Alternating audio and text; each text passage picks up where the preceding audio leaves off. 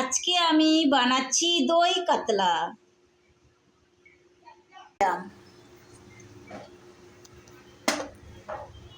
কড়াইতে তেল দিলাম,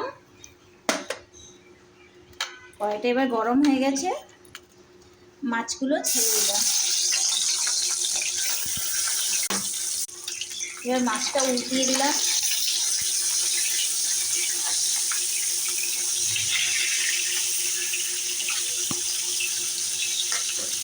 মাছগুলো ভাজা হয়ে গেল, এবার আমি তুলে নিলাম।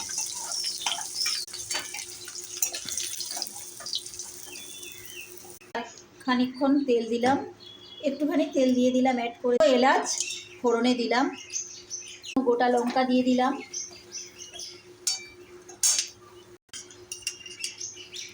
এগুলো লাল হয়ে গেছে। টমেটো কুচনো দিলাম,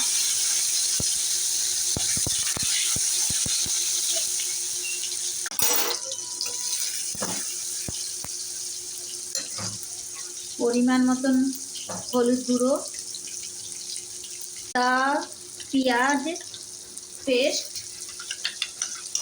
বেটে রাখা আদা পেঁয়াজটা দিলাম।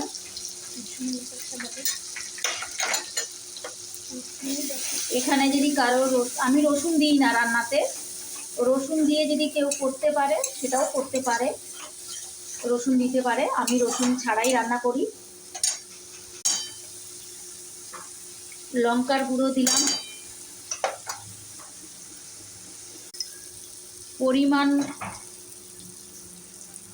পরিমাণ মতো নুন দিলাম,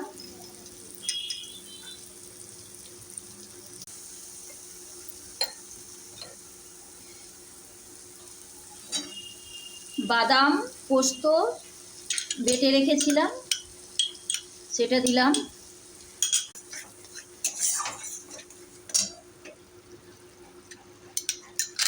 এইবার ফেটানা দই 2 চামচ দিলাম।